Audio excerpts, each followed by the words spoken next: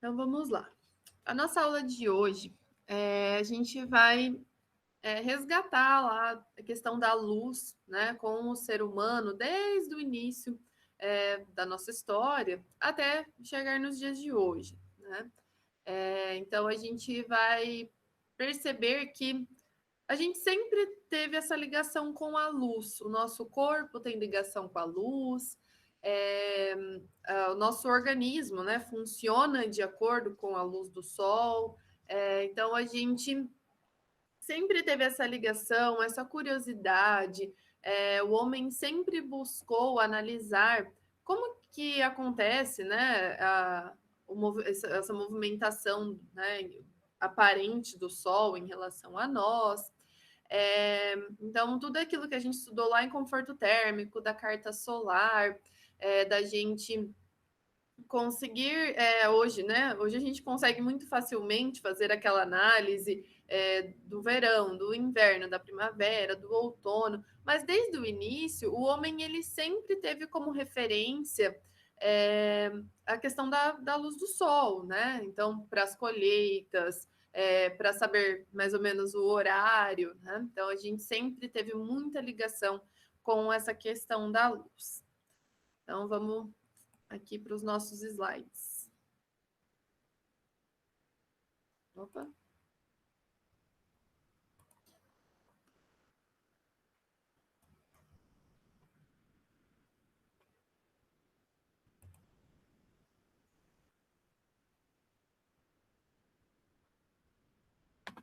Então vamos entender como é que isso tudo começou, né? E como que a gente está nos dias de hoje, o que a gente precisa melhorar, né? Qual é a situação que nós temos nos dias atuais? Então, para que a gente possa entender essa relação entre a arquitetura e a iluminação, né, de uma maneira mais ampla, a gente precisa entender o quanto a luz ela é importante na nossa vida. Tá? Então, o nosso corpo ele tem o que a gente chama de ciclo circadiano. Né? A gente fica mais ativo durante o dia, o nosso corpo, e menos durante a noite. É, e a gente precisa ter essa relação com o sol durante o nosso dia para que o nosso corpo funcione bem. Por isso que a iluminação natural ela é importante em todas as edificações, tá? Então, a gente perceber esses movimentos do sol, perceber aquele dia que está mais nublado, o dia que está mais ensolarado, essa nossa relação é bem importante, tá? Então, nosso ciclo circadiano, ele funciona dessa forma. É claro que tem gente que vai dizer, Pro, eu não funciono. Vocês provavelmente são pessoas que funcionam melhor durante o dia, porque estudam de manhã, né? Mas tem bastante gente que fala, Pro, eu não sou uma pessoa matinal, né? Eu gosto de ficar acordado mais durante a noite. Mas o nosso corpo, ele também ele vai se adaptando a certas situações. Tem pessoas que trabalham durante a noite e que daí durante o dia precisam dormir e o corpo ele vai se acostumando a isso. Mas o natural do nosso corpo é que ele fique acordado, né? Fique mais ativo quando a gente tem luz e que ele tenha, né? Vá desativando durante a noite. Porém, com a luz artificial, a gente consegue também ficar, né, mais acordado durante a madrugada, durante a noite. Então, nós acabamos influenciando o nosso corpo dessa forma. Tanto que quando vai ficando mais escuro, né, a gente até, para quem faz, né, a higiene do sono, para quem quer ter uma noite bem dormida, né, todo mundo vai dizer o que para essas pessoas? Diminua a luz, não mexa no computador, não mexa no celular antes de dormir, porque o nosso corpo, quando ele vai ficando num ambiente mais escuro, sem luz, ele começa a produzir hormônios para o sono, tá? Então a gente tem muita relação com essa questão da luz para nossa vida. Então, em todos os momentos da história, a luz, né, a iluminação, ela sempre esteve presente. Então, a presença da luz, ela está em qualquer obra de arquitetura, mesmo que a gente não se preocupe com ela, tá? Então, esse ponto aqui eu acho muito importante que vocês prestem atenção assim para a vida quando estiverem fazendo projetos. Independentemente se eu coloquei a iluminação como um partido do meu projeto, ela vai estar lá, a luz vai estar lá. Então, é importante eu pensar de que maneira essa luz vai entrar no meu edifício, porque se eu não pensei nisso, ela vai entrar de qualquer jeito. Tá? Então, se a minha iluminação foi bem pensada, isso vai trazer benefícios para a minha edificação. Pode ser que eu não pensei nela e no fim deu tudo certo, mas né, não é sempre que as coisas dão certo. Então, eu pensar na luz, de que maneira ela vai entrar no meu edifício, faz parte lá do partido do meu projeto, né? Quando eu estou pensando nas diretrizes que eu vou utilizar nesse projeto arquitetônico. Então, a gente vê frequentemente, né, a maior parte dos projetos aí da vida, do dia a dia, são projetos concebidos e detalhados e que a iluminação, ela acaba aparecendo lá no fim, né? Como se ela fosse um complemento, como se ela fosse um acessório. Mas a iluminação, ela tem que ser concebida junto com o projeto, né? Então, ela é um elemento que caracteriza o espaço. Então, a gente precisa pensar na luz quando a gente está lá pensando no nosso partido, tá? Então, quando a gente está pensando no partido do nosso projeto, que a gente está analisando o nosso terreno, está analisando as condicionantes, nós vamos analisar a insolação. E ela vai tanto ter que ser pensada em relação à questão térmica, quanto à questão de iluminação. Tá? Então, não tem como a gente deixar isso de lado. Então, tem vários fatores da nossa edificação que vão influenciar na iluminação. Então, a função do meu edifício tem toda uma relação com a luz. Né? O que vai acontecer dentro desse edifício? Né? Qual que é a atividade que vai acontecer ali dentro? Outra questão relacionada à luz é a forma do nosso edifício. Um pouquinho, gente. Opa. Oh, tô com 1000 coisas abertas aqui.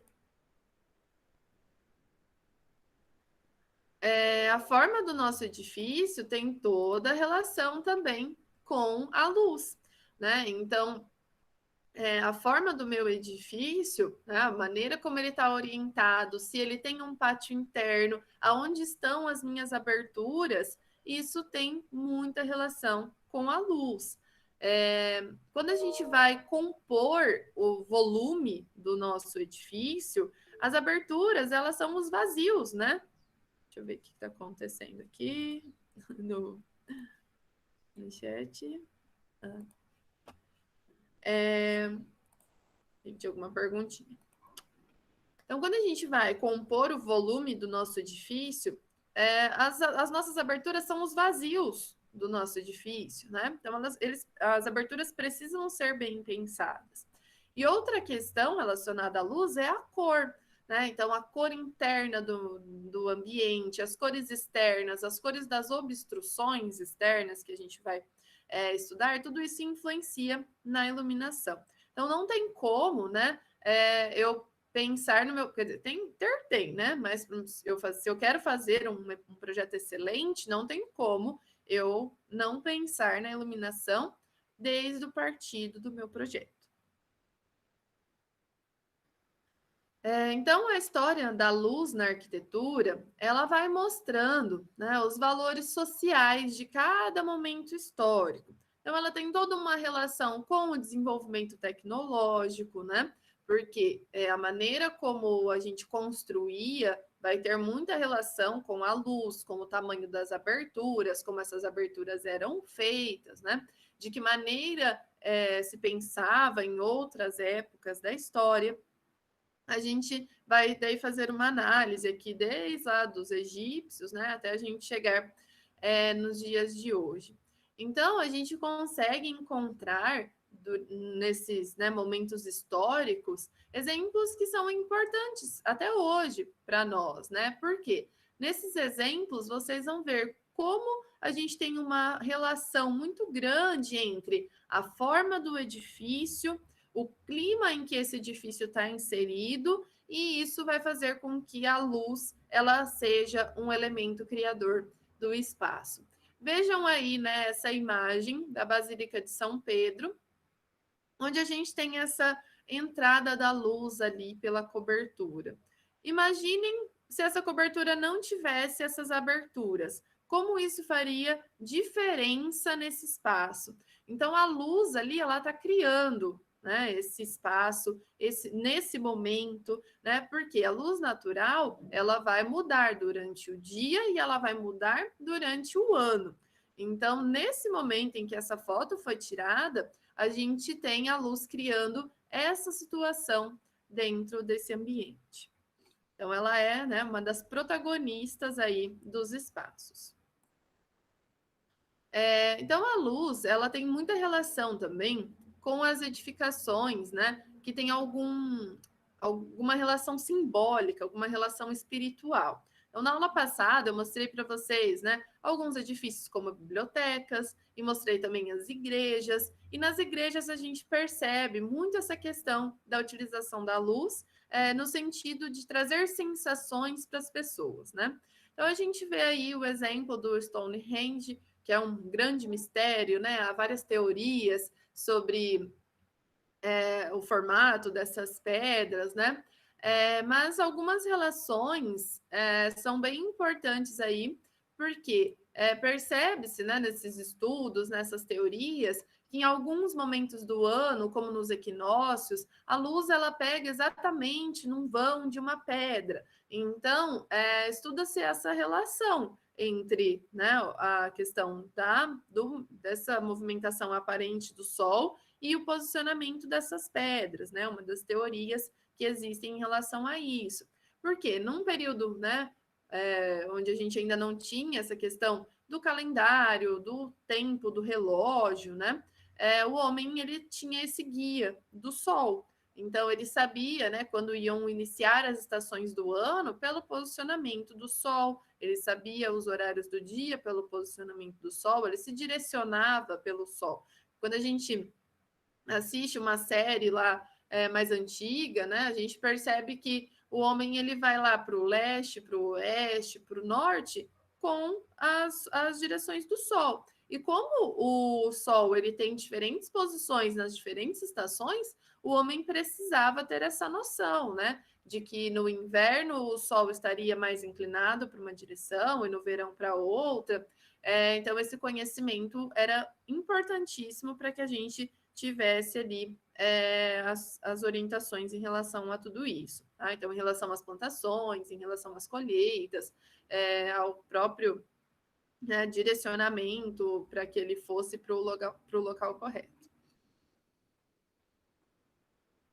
Então, lá no Egito Antigo, né, a gente percebe que as edificações elas eram bastante fechadas, com poucas aberturas. Então, aqui a gente tem um clima o quê? Quente e seco. Então, vamos lembrar um pouquinho lá de conforto térmico, né? Dessa relação do clima quente e seco.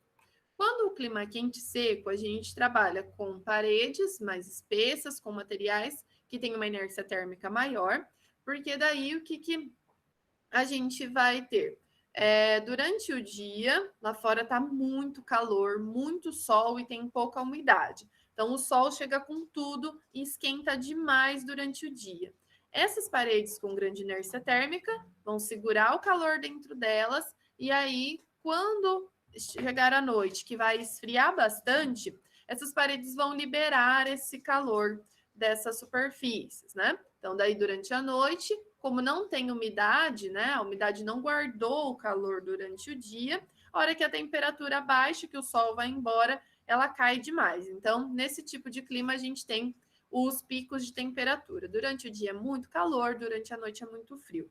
E aí, dentro do edifício, com poucas aberturas e com paredes com grande inércia térmica, a gente consegue diminuir esse pico de temperatura. Então, a gente consegue fazer com que o nosso usuário se sinta mais confortável.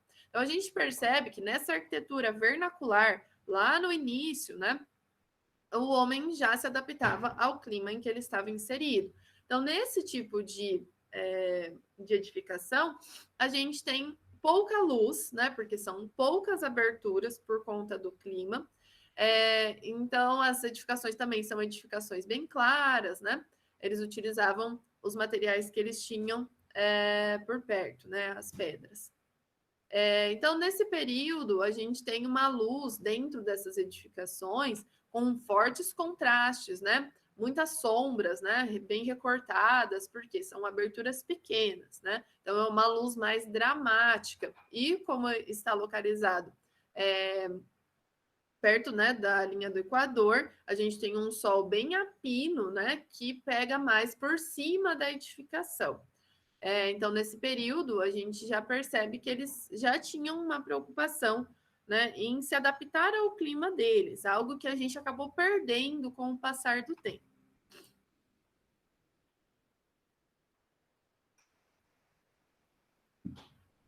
Depois os gregos, né? Os gregos, eles já tinham um clima um pouco mais brando, né, do que os egípcios. As construções, né, em pedra, elas tinham, né, essa limitação dos vãos das colunas. Então, a iluminação ela era feita, né, pelos vãos laterais, né, entre essas colunas, e por conta das colunas a gente também tinha esse jogo de luz e sombra, né? Então, esse desenho que a luz fazia por conta, né, do um vão, um pilar, um vão, um pilar, uma coluna, né? Os romanos, eles já conseguiam fazer edificações grandiosas, né? Porque eles já desenvolveram uma estrutura um pouco melhor que a dos gregos. Então, eles se baseavam nos arcos, né? E aí eles conseguiram, né, fazer essa grande construção, que é uma referência, né, arquitetônica até os dias de hoje, que é o Panteão. Então, no Panteão, eles fizeram, né? Olha a escala das pessoas aqui nessa imagem, né, em relação a essa grande estrutura. Então, a gente tem um vão de 43 metros, e aqui em cima a gente tem, né, um óculo, onde a gente tem a entrada de luz. Então, os romanos, eles, né, tinham essa configuração aqui de edificação com a entrada de luz natural no centro das plantas. Aqui é a mesma situação que eu falei para vocês ali, né, do Vaticano, né? Durante o dia, essa luz ela vai mudando de direção. Então, em cada momento do dia, em cada momento do ano, a luz ela vai fazer mudanças nessa arquitetura. Né? Então, ela vai entrar de maneira diferente, com intensidades diferentes, vai iluminar partes diferentes da edificação.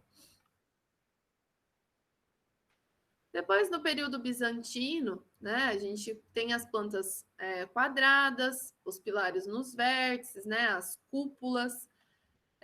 As aberturas, elas são colocadas nas coberturas, né, nas cúpulas, como a gente vê nessas imagens aqui das basílicas. E é interessante porque daí a gente tem essa iluminação do centro das plantas, né?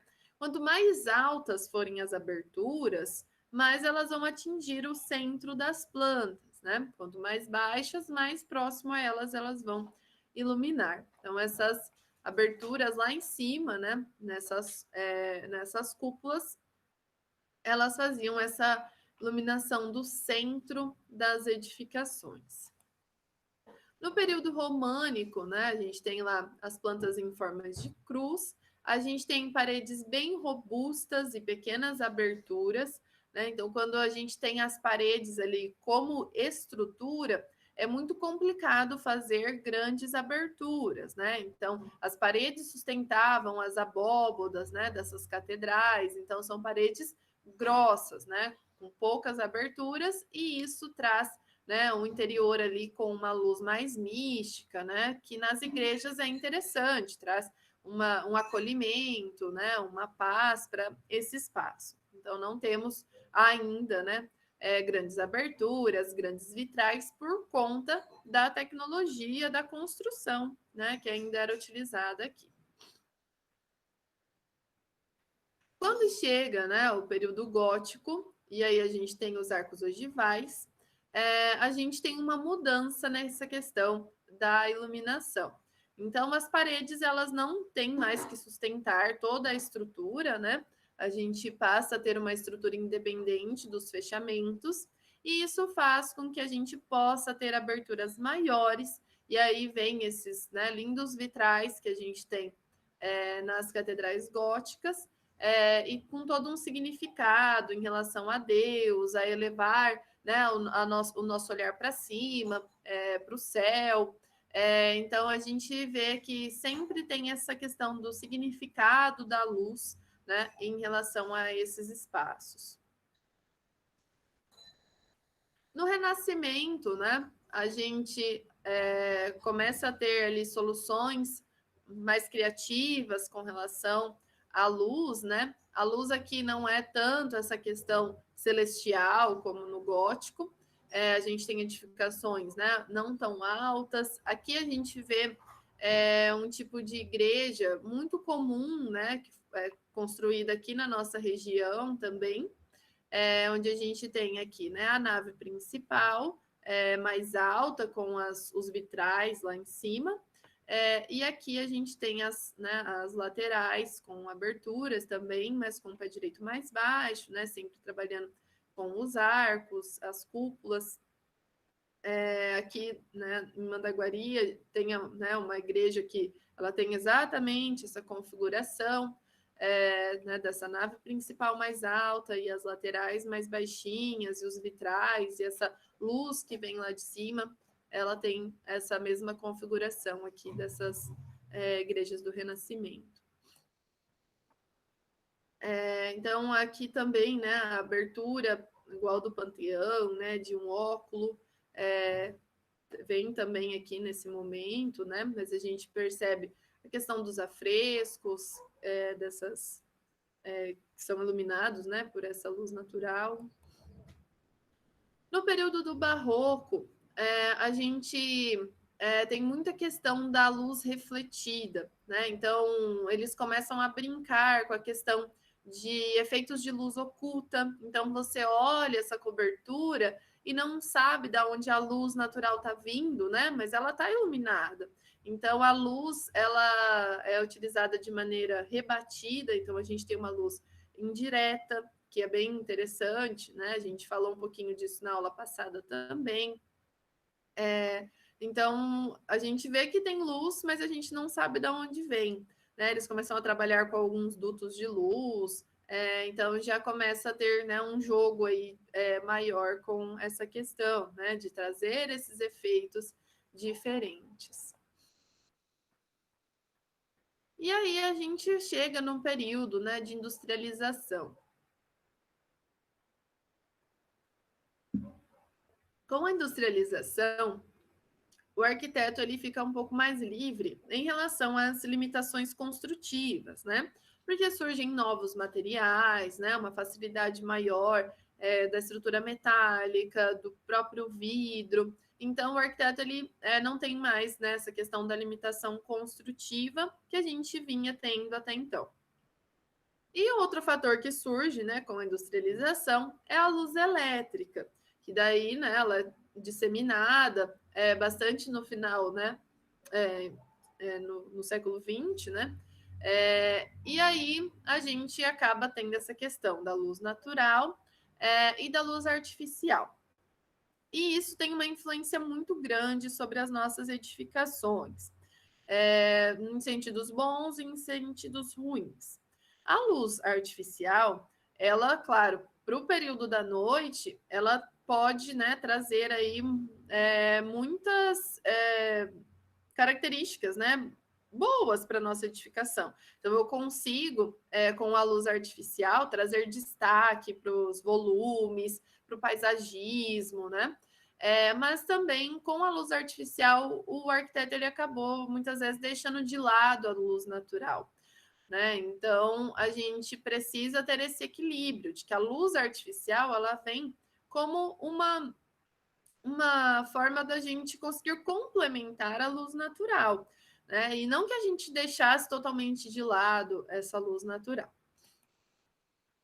Então, essa edificação aqui é o Palácio de Cristal, né, do Joseph Paxton, e ele, né, faz uma grande construção toda em estrutura metálica e vidro, Então, é um dos primeiros edifícios que a gente tem desse tipo de construção.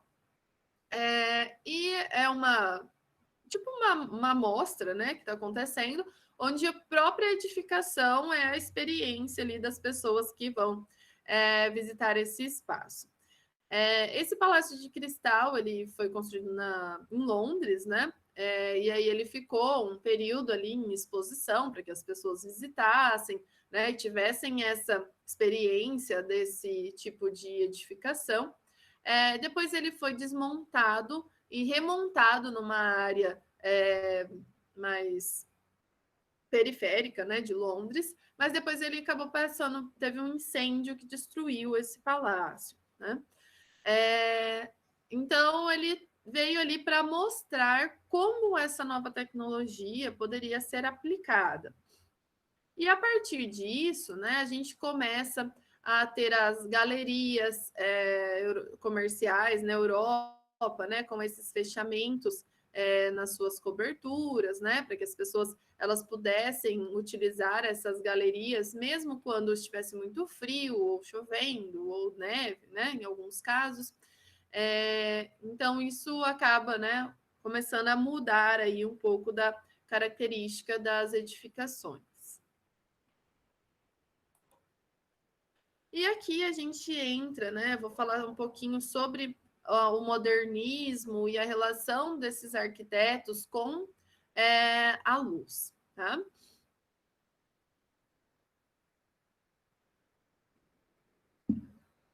Então vamos começar aí pelo Le Corbusier. O Le Corbusier ele tem dois momentos, né, da arquitetura dele. Então ele tem um primeiro momento antes da Segunda Guerra Mundial, onde ele trabalha com uma arquitetura purista, né? E depois num segundo momento, após a Segunda Guerra, ele tem um momento dele brutalista. E ele trabalha a questão da iluminação de maneira diferente nesses dois períodos, né? Então, nesse primeiro momento, onde ele tem essa arquitetura purista, né, ele vem lá com os 5 pontos, né, da arquitetura moderna, e um desses pontos é a janela em fita, né, que a gente vê aí na Vila Savoie, que são essas janelas corridas, né, horizontais. Nesse tipo de janela, a gente acaba tendo uma boa entrada de luz, né, no ambiente. Dentro do ambiente, a gente acaba tendo um pouco de jogo de luz e sombra, por conta, né, da janela ali, que não é ainda, né, o pano de vidro que vai surgir mais para frente. Então, ele, né, traz esse edifício mais aberto, essa relação da estrutura independente da fachada e de conseguir fazer agora, né, essa grande abertura. Então, para ele, né, no conceito da arquitetura moderna, a gente não tem mais as pequenas aberturinhas, né? Então, é uma grande abertura, um rasgo só. Então, eu não tenho mais as janelinhas igual a gente tinha até então. E aí, no segundo momento, né, onde ele entra no seu momento ali do brutalismo, ele já tem mais uma questão dos contrastes, né? Ele já começa a variar um pouco mais a questão das aberturas, e aí a gente até já falou desse edifício na aula passada, né? Mas a capela, ele faz essa brincadeira, né, de aberturas de tamanhos diferentes, com cores diferentes de vitrais, para a gente ter essa sensação, né, desse jogo de luz. Além desse jogo de luz que a gente vê aqui nessas aberturas, né, e nessa arquitetura mais bruta, nessa parede mais espessa, a gente vê ao mesmo tempo aqui, né, que ele faz esse rasgo aqui, ó, entre a parede e a cobertura, né? Então aqui a gente também tem a entrada de luz, né, para dar essa leveza apesar de ser uma arquitetura bruta, né, mas para dar essa leveza entre a cobertura e a parede, então a luz passa ali por esse vão. Depois aqui eu peguei essa edificação, né, de Marcelle, uma unidade habitacional, onde ele está também nesse segundo momento, né, onde ele trabalha com essas diferentes aberturas. Então, a gente vê aqui, né, internamente, como é esse espaço, né, dessas unidades habitacionais. A gente vê que a gente tem uma luz farta, né, que entra por essas pequenas varandas aqui. Então, já é uma arquitetura um pouquinho diferente, né, lá da arquitetura purista dele, lá da Vila Savoie. Mas sempre, né, pensando na iluminação. Então, a iluminação ela é parte da concepção desses projetos. Outro arquiteto, né, que trabalha muito com a luz, que é muito interessante, é o Louis Kahn, né? Ele entra com uma questão tanto higiênica dessa luz, né? Porque é importante essa questão também, né? A luz, ela tem esse efeito higiênico. A gente vai ver depois, né? Que quando a gente deixa entrar os raios de sol na edificação, esse raio de sol ele é composto por luz, ele é composto por calor, mas ele também é composto pelos raios ultravioletas, né? E esses raios ultravioletas, uma parte deles, ele tem essa função de acabar com os germes, né, e bactérias. Então, a gente ter luz batendo na edificação é muito importante. Edificações que não batem luz, né, elas acabam ficando mofadas, úmidas. Então, essa questão higiênica é muito importante. Mas além da questão higiênica, o Louis Kahn ele também lida muito com a luz, com uma questão de composição do espaço, uma composição poética, né, desse espaço e da luz. E o Louis Kahn, ele negava essa questão da tipologia, como a gente vê ali no Le Corbusier, quando ele vem com a Vila Savoie, em que ele fala, né, da janela em fita. O Louis Kahn, ele nega que ele tenha uma tipologia, né, em relação às aberturas. E ele trabalha, né, com controladores de luz, com os filtros, que são elementos da composição arquitetônica dele. Então, a luz dele é uma luz mais filtrada. Então, não é uma luz tão direta como a gente via ali na primeira fase do Le Corbusier. Então, ele controla essa luz, ele vê o desenho que ele quer que essa luz tenha dentro do edifício. Então, a arquitetura dele é bem interessante para estudar essa questão da luz natural. Então, aqui, por exemplo, né, no parlamento, ele trabalha, né, várias aberturas, né? A gente vê que é uma edificação, aparentemente, né, ela parece ser bem fechada, mas internamente ele vai fazendo, né, essas aberturas. Se vocês, né, pesquisarem aí mais imagens, vocês vão ver que em cada momento do dia, né, a luz vai entrar de uma forma, ela vai fazer desenhos diferentes nessas paredes. Então, a luz ela é parte do projeto dele. Ele tem uma preocupação muito grande, né, além da parte prática, né, da luz, ele tem uma preocupação muito grande da maneira como a luz vai entrar ali. Ele tem essa preocupação em cada época do ano, né, essas mudanças que a luz vai fazer na arquitetura dele e durante todo o período do dia também. Esse projeto aqui eu acho incrível, essa iluminação que ele faz, né? Então, ele tem lá em cima uma claraboiazinha, e aí ele tem esse anteparo aqui, tá vendo ali no corte? E aí a luz ilumina essa cobertura. Olha só que efeito, né? De luz difusa, refletida, muito interessante que a gente tem nesse espaço. Então a gente percebe que não teria como ele pensar nisso daqui depois que ele já tivesse com o projeto dele pronto, né? A luz aqui, ela é protagonista do projeto dele. Ela fez parte da concepção da estrutura, da concepção dos módulos, do formato dessa cobertura. Então, não teria como ele pensar nisso depois. Isso veio do partido do projeto dele.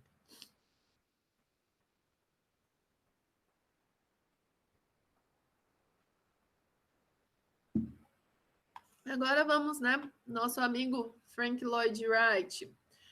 O Wright também trabalha muito com a questão da luz, né?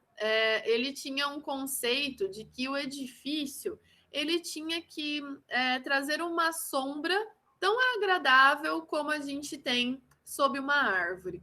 Né? Então, quando a gente está embaixo de uma árvore, a gente tem uma sombra agradável, mas a gente tem luz. Né? Então, ele tinha essa concepção de que os edifícios dele eles deveriam ter essa sombra, né? Como se você estivesse sob uma árvore. Então, ele vem né, destruindo né, a caixa, o volume do edifício com furos. Né? A gente vê que nos projetos dele, nas casas das pradarias, né, a gente não tem aquela questão de ser uma pele de vidro, né? Então ele vem trazendo né, alguns tipos de janelas, vou mostrar algumas imagens para vocês. E ele quer ter essa harmonia entre né, a natureza externa com a interna, com a parte interna da edificação. Ele tem uma parte da sua arquitetura com uma influência da arquitetura japonesa. Então, ele faz jogos de luz. Então, algumas das aberturas dele não são totalmente transparentes, são materiais translúcidos, em que a luz vem mais difusa, né, mais suave. Então, é uma característica diferente também, né, principalmente lá do Le Corbusier, em relação à luz. Então, vejam só, né? Nas casas da pradaria, ele faz muito essa integração entre a parte interna e externa, né? Na Hobby House, ele tem 174 vitrais artísticos pela casa. Então, a gente percebe, né, aqui os furos no volume, né, as janelas. Então, elas não são janelas em fita, né? Elas são aberturas, cada uma independente da outra. Mas a gente vê que ele traz né, muita luz e que isso vai fazendo o desenho dentro da edificação. Aqui, né, ele faz esse pé direito um pouco mais alto nessa área da casa, com aberturas lá em cima, que trazem né, luz para essa área aqui que seria mais prejudicada. Então, percebam, ó, a gente tem aqui uma área da nossa edificação que se aqui a gente tivesse um pé direito normal, essa luz não atingiria essa área aqui mais profunda, né? Então ele faz esse recorte aqui no teto e aí aqui a gente tem essa entrada de luz que ilumina essa área mais afastada das janelas laterais. Então olha só a estratégia dele, né, para trazer essa luz natural. No Museu Guggenheim, né, ele né, busca essa forma toda né, fechada quando você vê de fora, né, mas que tivesse essa experiência de luz interna, né? Ele faz uma relação com você ter a entrada da luz natural no meio de uma, né, de uma cidade tão urbanizada, vamos dizer, né? Então ele busca trazer essa luz, né, como se você estivesse dentro do edifício, mas o céu estivesse ali em cima de você.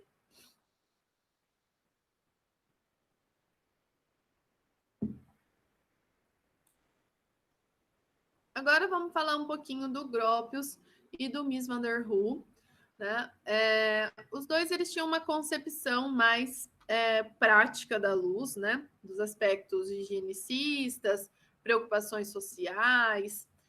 Então, eles também aboliam essa concepção da janela como um buraco, né? Então, eles queriam né, ter superfícies transparentes, grandes superfícies transparentes. Então, no caso da arquitetura deles, a gente tinha uma plena claridade, né? Uma luz sem filtros, uma luz mais direta. E sempre pensando nessas superfícies transparentes, no sentido de evidenciar a estrutura, né? Então, que a estrutura ela é separada do fechamento. Então, a gente vai ver nas obras dos dois que eles têm essa concepção né, das partes transparentes do seu edifício, dessa entrada de luz natural bem mais direta do que a gente vê ali do Lewis Kahn, onde ele já né, tem essa preocupação em filtrar a luz, por exemplo. E também ali do Wright, né? Então a gente percebe, né, na edificação, nas edificações aqui do Gropius, né, na Bauhaus, nessa fábrica, né, na Fagos, essa questão da grande transparência, né, da estrutura ser separada do fechamento. Aqui do MIS também, né, nessa galeria, a gente vê essa relação, né, do fechamento todo transparente e ele não é parte da minha estrutura.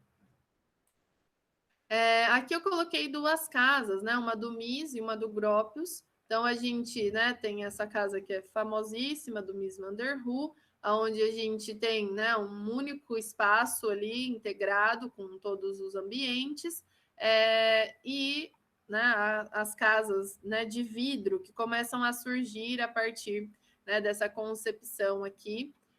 A gente tem outros exemplos também de casas de vidro, tem uma que chama Glass House, do Philip Johnson. Então, a gente começa a ter esse conceito aqui de casa, né? Eu não vejo ela como, né, parece que não é tão habitável, não consigo me imaginar, né, numa casa assim. Mas é um conceito que surge aqui, né, nesse período das grandes transparências, né? Então a gente percebe muito essa relação da concepção do projeto deles, da superfície totalmente transparente, sem filtro algum, e dessa separação entre estrutura e fechamento, né? Nessa casa aqui do Gropius, né, a gente vê essa mesma relação que a gente vê ali na do MIS, né, dos grandes fechamentos transparentes, né, dessa diferença de relação aí entre a estrutura e esses fechamentos. Aqui é um resuminho, né, dos arquitetos que a gente falou aí desse período e a maneira como eles trabalham com a luz, né? Então vamos lá. O Wright, ele tem na concepção do projeto dele, essa analogia com a natureza, né, a relação do interno com o externo. Ele trabalha com grandes beirais nas suas casas, né, o que traz um pouco de luz mais difusa, né? As aberturas são janelas, né, horizontais. A luz dele é uma luz mais filtrada, mais difusa, porque ele trabalha com um sombreamento maior, com superfícies mais translúcidas, né? Então, as casas acabam tendo áreas mais claras e áreas mais escuras, né? Então, claridade e penumbra. E ele tem muito essa relação da simbologia com a natureza.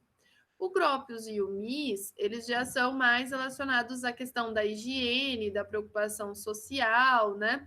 A característica, como a gente acabou de ver ali, é muito da transparência, né? Dos panos de vidro como abertura. A luz é totalmente direta, então a gente acaba tendo uma plena claridade, né?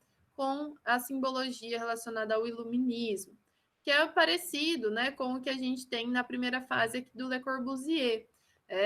Uma concepção mais purista, né? A fachada livre com a janela corrida. Então, ele tem as janelas horizontais, né? Os seus panos de vidro.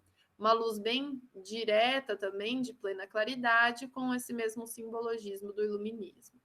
Depois, na segunda fase do Le Corbusier, com concepção brutalista, né? Ele já trabalha com o jogo de contrastes, jogos de aberturas, né? Então, a luz dele é uma luz de muito contraste, de luz e sombra, com reflexão. E o Kahn, ele já trabalha com a questão de cheios e vazios, né? Espaço, luz. Então, ele já filtra mais essa luz. Ele nega, né, qualquer tipologia.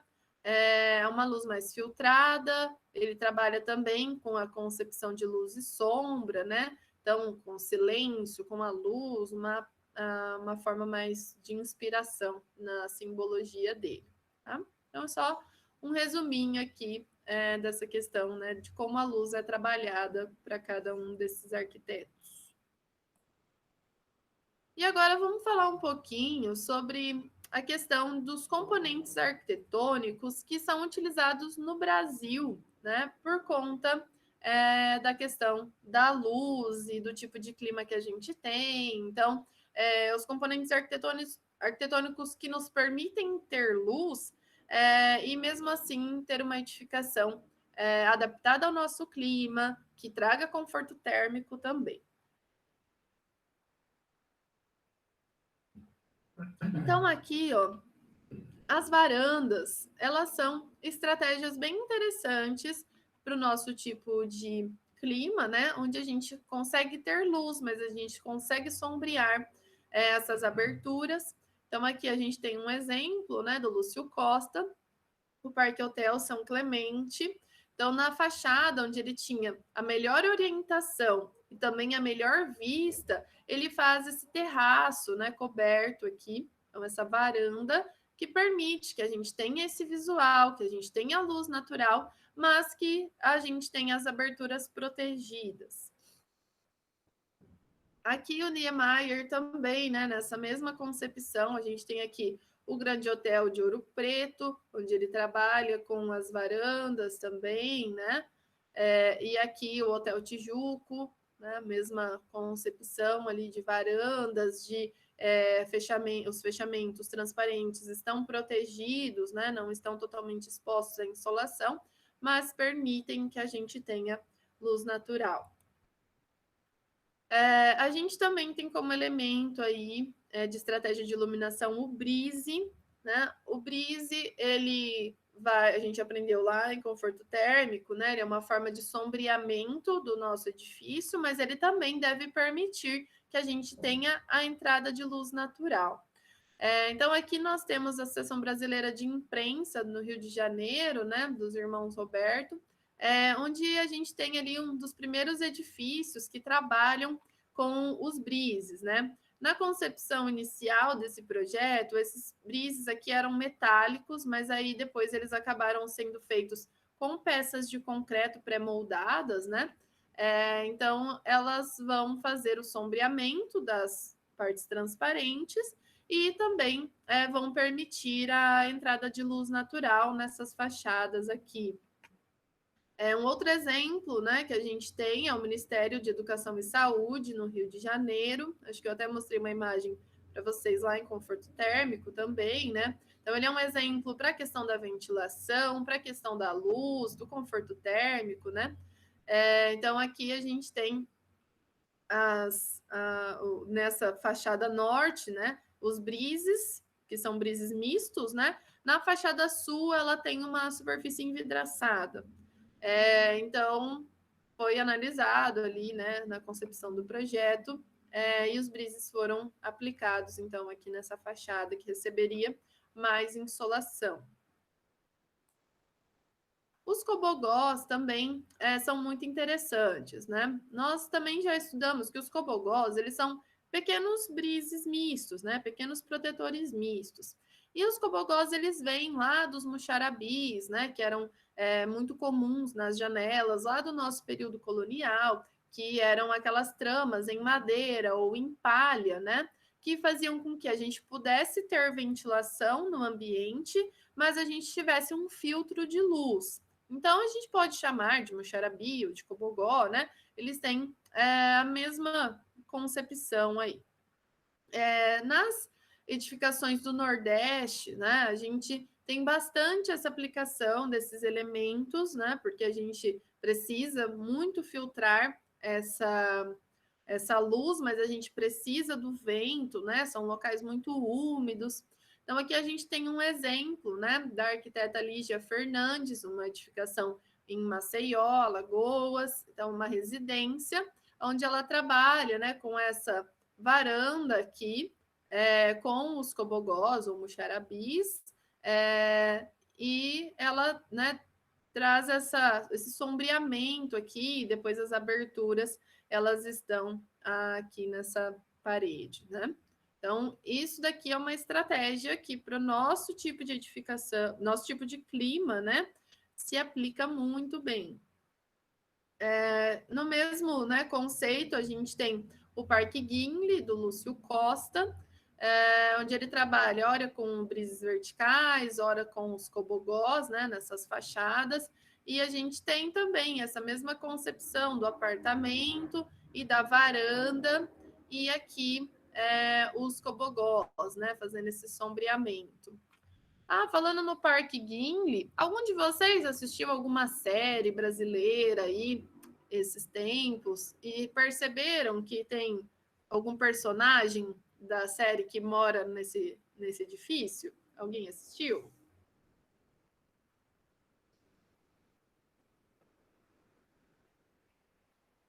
Ninguém? Alguém assistiu Coisa Mais Linda? Nessa série tem uma das personagens, ela mora aí no Parque Gimli, né? Então tem horas que aparece assim na imagem a parte externa, né, do edifício, e aí aparece o apartamento lá dentro, né? Bem interessante para observar esse edifício. Caramba, é mesmo? Quem falou aí? Não escutei. Não, eu assisti só um pedacinho da série, né? E agora você falando, nossa, realmente. Que legal. Não tinha Eu parado pra pensar não nisso, não. reparei. Qual delas, prof? Na temporada que saiu agora, aparece várias vezes Ai, meu Deus, esqueci o nome da personagem. Aquela que é bem loira, o cabelo loiro bem branquinho. Uma das principais lá. Ela mora aí, no Parque Gimli. Aí vai aparecendo em várias cenas da série. A hora que vai aparecer a casa dela, ele filma o Parque Gimli de fora. É verdade. A Mariana, ela falou que é a Tereza. É a Tereza, isso mesmo. A Tereza.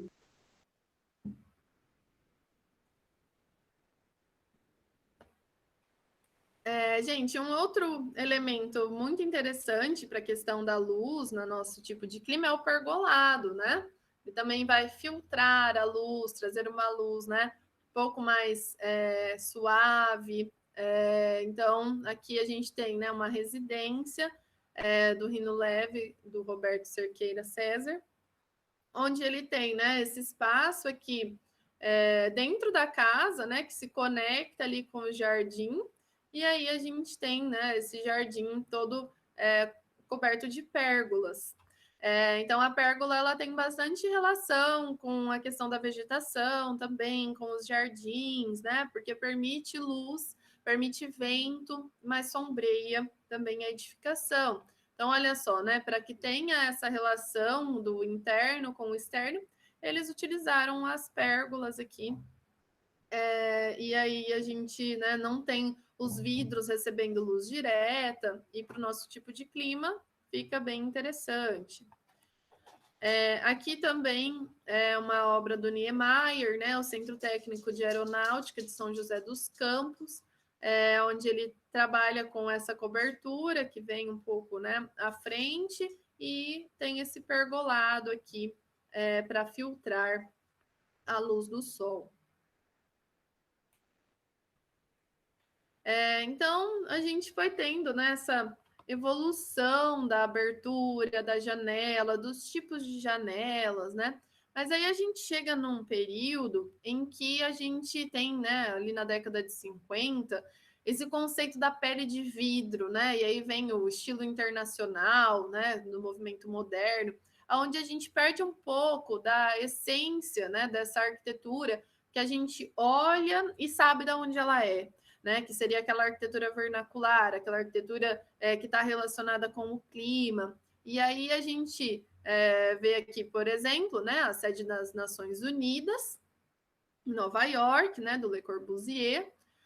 Não sei se vocês já assistiram aquele filminho que tem do Niemeyer, onde ele vai explicando alguns projetos dele, né? E aí ele conta a história desse edifício, né? Que ele acabou ficando ali, né, como Le Corbusier, como arquiteto principal, mas uma grande ideia aí é do Niemeyer, né? Então, quem não assistiu ainda o filminho dele, assistam, aproveitem aí o começo do bimestre para assistir.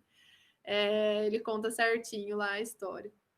Então, no caso de Nova York, né, a gente tem um clima temperado, frio, onde há uma necessidade de captação de luz e calor.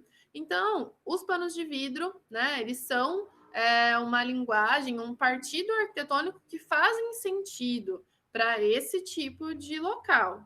Agora, né, o que acontece? A gente acaba vindo com esse estilo internacional para países como o Brasil, né, que tem um clima praticamente, né, essencialmente ali quente. Então, esses princípios, esse partido arquitetônico para o nosso clima, ele é muito crítico do ponto de vista térmico, né? Então, a gente acaba tendo um excesso de luz muito grande, um desconforto térmico muito grande. E aí a gente tem um exemplo aqui, né, desse mesmo período, desse edifício, que é um edifício importantíssimo no Rio de Janeiro, que é o Teleporto, também com esse conceito de pele de vidro, né? Então, nesse período, tem a questão da luz, surge, né, a luz elétrica, daí surge a questão do ar-condicionado, e aí tem um super gasto de energia nesses edifícios aqui no Brasil, mas não é uma coisa que funciona bem para nós, né? Então, pensando em estratégias de conforto, de eficiência energética, não é o nosso tipo de edifício, né? Então, hoje, a gente, né, clama por sustentabilidade, né? A palavra aí da arquitetura é sustentabilidade. Então, se a gente quer pensar em sustentabilidade, né, que muitas pessoas às vezes acham que a sustentabilidade é só eu fazer um reaproveitamento de água, é só eu colocar placas fotovoltaicas. Não, preciso ter um edifício que seja eficiente, né? Então, a gente precisa rever nossos conceitos, né? Fazer o reaproveitamento, claro que ele também é muito importante, né? A gente precisa gastar menos, a gente precisa ser mais consciente. Então, o que é uma energia barata? É uma energia que a gente não usa, né? Então, onde eu consigo substituir a minha energia, né, por fontes alternativas. Então, a iluminação, gente, quando eu consigo ter luz natural no ambiente, eu consigo gerar uma economia muito grande nessa questão. Então, durante o verão ali, eu consigo trabalhar o dia inteiro. Se eu tenho uma boa luz natural, eu consigo trabalhar ali às 8 horas, né? Das 8 às 18, com luz natural, né? Então, a gente tem que começar a pensar nisso. Então, a energia mais barata é aquela lâmpada que a gente não acende quando o nosso ambiente ele está iluminado naturalmente durante o dia. Então, quando a gente vai pensar no nosso projeto, a gente tem algumas variáveis aí de conforto que a gente precisa observar, tá? Vou só dar uma pincelada nessa parte aqui, que a gente vai falar com mais detalhes durante as nossas próximas aulas, mas só para a gente já ir contextualizando, né? Então, a gente tem as variáveis de contexto, né? Que é aquilo que eu vou analisar e que eu não posso alterar, né? Então, o clima, onde minha edificação vai estar inserida, o lugar, o entorno, né? São coisas que eu não posso mudar, né? Então, o meu terreno, minha vizinhança, né? O tipo de clima onde eu estou inserido. Eu vou analisar, é uma variável que vai influenciar no meu projeto, mas eu não posso alterar. E aí eu tenho as minhas variáveis de projeto, que vão depender das minhas decisões, né? São todas as variáveis relacionadas ao edifício em si e ao seu entorno imediato. Entorno imediato aqui, no caso, aquilo que está dentro do meu terreno, dentro, né, do terreno que eu vou fazer as minhas mudanças, tá? Porque eu posso ter já algumas questões no meu terreno, né? E que daí eu posso mudar ou não, dependendo das minhas concepções. Então, vejam essa imagem aqui, né? O tanto de variáveis que a gente tem aí de conforto luminoso, né? Então, a gente tem o nosso entorno, né? Aqui no nosso entorno, o que a gente pode observar? Ó? A gente tem lá o céu, né? Que é o nosso componente celeste. A gente tem o sol, que é a nossa fonte primária. Então, a gente tem luz direta, a gente tem luz difusa, né, que é a luz que vem do céu através do próprio sol. A gente tem luz refletida, né? Então, estamos estudando esse edifício aqui. Eu tenho esse edifício vizinho, que reflete a luz lá para dentro, mas ele também obstrui uma parte do céu, né? Que a gente não estaria conseguindo ver daqui dessa edificação. A gente também tem no céu, né, as nuvens, os poluentes, né? Então, algumas coisas que a gente não consegue mudar no nosso tipo de clima, né? Então, a radiação solar, a nebulosidade, a latitude em que estamos inseridos, que daí a gente vai ter mudanças em relação, né, à posição do Sol. Qual é o nível de iluminância que eu tenho, que isso muda também, dependendo da latitude que eu estou. Tem os acidentes geográficos, né? Então, como é o meu terreno, como é o vizinho, se tem uma montanha, né? Algo que impede a questão da radiação solar, né? Então, essas questões externas aqui, eu não posso mudar, né? A época do ano, a hora do dia, né? Isso está fora do meu controle. O que eu consigo controlar, né? Aquilo que está na minha edificação, né? Então, aqui, eu tenho o sistema artificial, né, de luz como um complemento à luz natural, e que mesmo que a gente vá trabalhar com a luz artificial, nós vamos aprender a fazer sistemas econômicos de luz artificial. Eu posso controlar a cor interna da minha edificação, porque ela vai refletir luz, né, a textura, as cores externas também, né, porque elas vão me ajudar a não ter tanto calor na edificação. A minha abertura, de que maneira ela está posicionada, qual que é a dimensão dela, qual que é a cor, qual que é o material que eu estou usando nessa abertura, se eu tenho elementos de proteção, como brises, varandas, pérgolas, que a gente acabou de ver, ou até mesmo elementos de proteção interna, como as cortinas, né, que a gente também tem como uma forma de proteção, né? O meu edifício em si, que tipo de atividade está tendo aqui dentro? Qual que é o meu partido? Quais as dimensões desse edifício, né? A vegetação externa, o mobiliário, onde meu mobiliário está localizado, né? Dentro do edifício. O layout também tem muita relação com a iluminação, né? Quais são as exigências humanas que esse meu usuário tem, né? Para a atividade que ele vai praticar ali dentro, né? Então, daí a gente vai ver a questão de nível de luminância, vou explicar para vocês o que são esses conceitos. Que mais?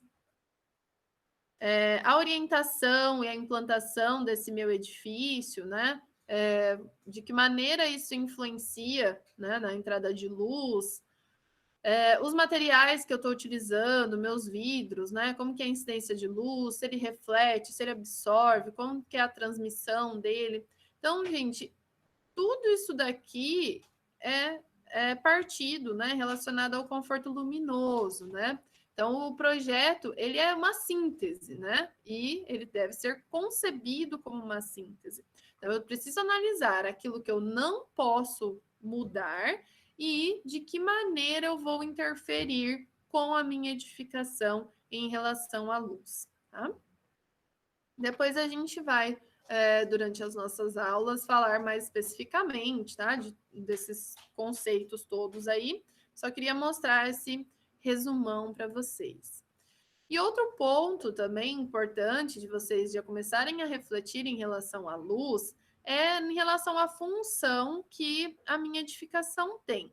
Tá? Quando eu tenho uma atividade laborativa, produtiva, que é um ambiente de trabalho, né?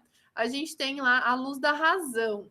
Então, eu preciso ter uma quantidade mínima de luz, eu preciso ter uniformidade nessa luz dentro do ambiente, não posso gerar ofuscamentos, né? Tenho que ter uma boa reprodução de cor.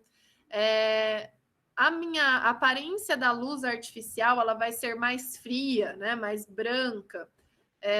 Eu preciso pensar na economia de energia, preciso pensar, né, em flexibilidade de luz, então poder acender algumas luzes, apagar outras, ter um sistema de controle da iluminação, e integrar, né, o meu projeto luminotécnico com a arquitetura. Agora, quando eu estou pensando num ambiente de caráter não laborativo, não produtivo, né, um ambiente de lazer, um ambiente de estar, um ambiente religioso, né, um ambiente de descanso, eu já tenho a luz da emoção, né? Claro que eu vou ter níveis mínimos de luz necessários para esses ambientes, né? Porém, como eles são níveis mais baixos, eles não têm tanto significado em relação às minhas escolhas, né? Eu já posso ter desuniformidade de luz, posso trabalhar com contrastes, né? Às vezes eu quero trazer um ofuscamento, fazer uma relação de claro e escuro, luz e sombra. A boa reprodução de cor é necessária, né, em qualquer ambiente. A minha cor artificial de luz já pode ser uma cor mais amarelada. Também devo pensar numa economia de energia, né? Mas ela não é tão determinante quanto num ambiente laborativo, porque o meu nível de luminância é mais baixo. Também devo pensar, né, numa flexibilidade, né, numa mutabilidade de luz, principalmente ambientes onde eu faço uma iluminação mais cênica, né? Eu preciso pensar em maneiras de acender essas luzes de diversas formas. E também, né, uma integração entre o meu projeto luminotécnico e a arquitetura. Tá? Então, vejam que como a função do meu edifício tem uma relação muito grande com a luz, com a maneira como eu vou conceber o partido de iluminação do meu projeto. Bom, gente, então, por hoje é isso. Vocês têm alguma dúvida, alguma colocação para fazer? Eu tenho uma colocação. Pode falar. Igual aquelas casas, né, do Le Corbusier, mais do Le Corbusier mesmo que eu vi. Ele tinha uma abertura bem grande, né, com vidro. Mas isso também daí não gera um aquecimento dentro da edificação? Sim, mas no caso deles, né, eles trabalham em países menos tropicais, né, que o nosso, climas mais frios, mais temperados, né? Então, apesar de isso em alguns momentos prejudicar, né, aquela casa mesmo que eu mostrei do MIS, tem alguns momentos do dia que com certeza a pessoa tinha que fechar a cortina, né, porque entrar uma quantidade muito grande de luz. Mas é muito diferente do nosso clima. Então, a quantidade de luz que eles têm é diferente, a maneira como o sol vai bater nas superfícies e o clima também é diferente. Então, por isso que eu falei lá, até naquela parte das peles de vidro, né? Para o tipo de clima em que eles estão inseridos, faz sentido esse tipo de partido. Para o nosso clima, não. Tá?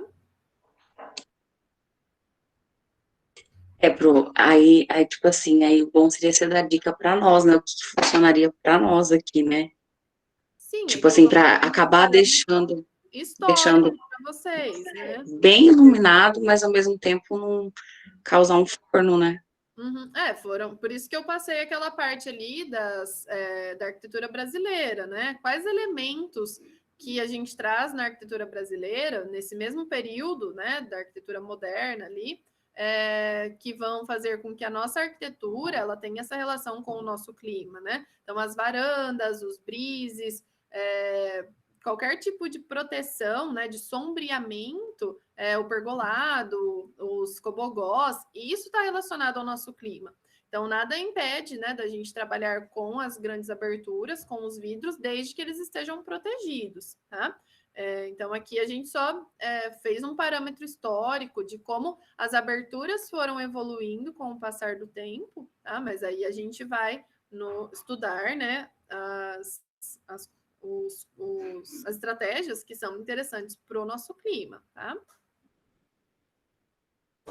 Pro, isso que você falou sobre clima é realmente muito impactante, né? Eu trabalhei na Vivo durante alguns poucos meses e durante nosso treinamento, eles falaram que a Vivo investiu não sei quantos milhões para colocar uma antena para mandar o sinal de TV em Curitiba.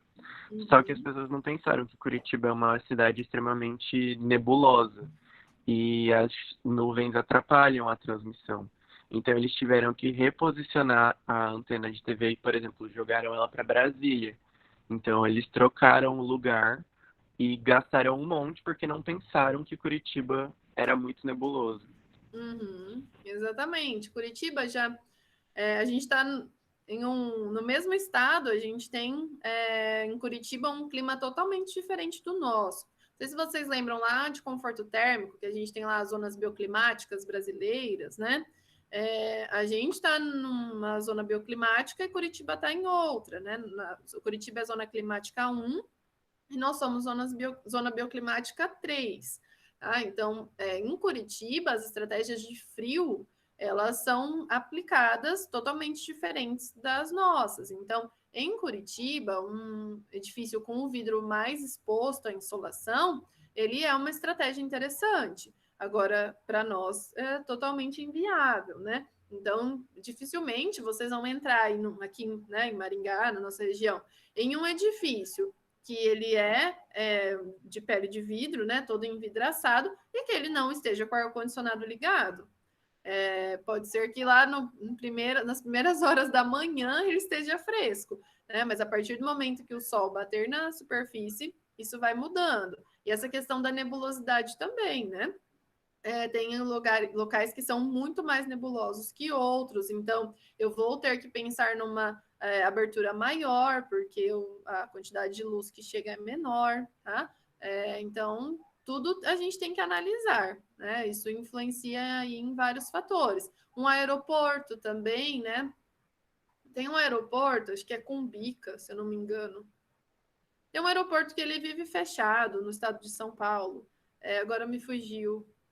Que até o significado do nome do aeroporto é um significado indígena que quer dizer nebuloso, muitas nuvens. Então, né, como assim, né? A gente vai lá e instala um aeroporto num lugar que tem muita nuvem.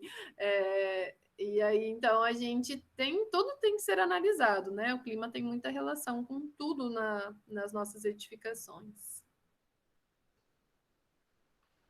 Professora, Oi. ali no. Você falando de vidro, aí tem também aqueles vidros espelhados, né? Uhum. E daí eu fui no. A gente vai fazer a habitação social agora, e eu fui lá no terreno. E daí, quando deu ali por volta de 5h20, 5h30, alguns prédios em volta ali estavam dando reflexão no vidro deles ali. E eu não sabia que incomodava tanto assim. É horrível. Você olha para aquele negócio ali um minutinho já, você já fica incomodado. Eu também não sei nem como a gente consegue fazer essa análise, porque eu acho que não dava para ver no terreno todo, sabe? Porque como o terreno é bem grande, eu nem sei como funcionaria para a gente ver isso. Para você analisar onde vai pegar a reflexão, você fala? Porque parece que são dois edifícios que dão o reflexo. Em um deles, o vidro que dá reflexo, ele tá direcionável, ele não tá reto, né? E o outro, ele tá. É um pouquinho complicado. Teria que fazer uma Fica análise difícil, do né? sol e aí talvez fazer uma máscara de sombra e ver ali os períodos que o sol vai bater, né? Em que momentos o sol bate no vidro, em que épocas do ano, né? Mas seria bom evitar ali, se possível, né? Que as aberturas dos locais de mais permanência das pessoas ficassem voltadas para esses vidros, né? Até porque, eu não sei se eu já comentei com vocês, mas numa próxima aula aí de iluminação vai aparecer isso. Tem um edifício em Londres, né? O que ele é chamado de Walk Talk, que ele derreteu lá a lataria de um carro, né? Então ele é um formato côncavo. Um momento do dia, lá numa época do ano, quando a luz bate nele, toda a luz do sol ele joga num único ponto, né? E aí ele acabou derretendo lá a lataria de um carro num momento do dia, as pessoas fizeram protestos, fritaram ovos lá, porque daí onde pegava essa luz, teve que trocar todo o vidro ali do prédio por conta disso. Então, quando a gente fala dos vidros, né, a gente tem que tomar bastante cuidado. E muitas vezes até vocês vão ver que tem vidros que prometem, né, muitas coisas aí. A gente viu também isso lá em conforto térmico, né? Mas nada é mais eficiente do que um vidro sombreado para o nosso tipo de edificação. O vidro espelhado, ele tem essa questão do entorno dele, né? O sol bate nele, ele não deixa entrar tanto porque ele é reflexivo, mas ele acaba com o entorno. Então, a gente não pode pensar só no nosso prédio, né? A gente tem que pensar no vizinho também. Então, para nosso tipo de clima, é a superfície sombreado. Tá? Tem vidros aí caríssimos, né, que prometem ser muito eficientes. Eles, claro, que são melhores do que um vidro comum, mas se a gente pegar um vidro comum que está sombreado, ele vai ser mais eficiente do que um vidro caríssimo dele. Então, em custo-benefício, o vidro simples sombreado é a melhor solução que a gente tem.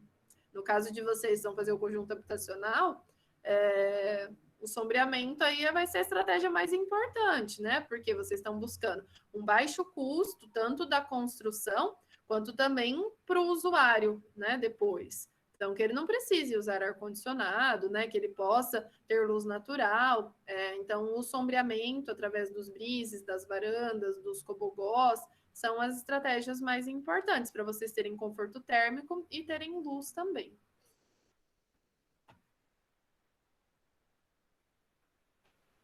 Mais alguma questão, gente?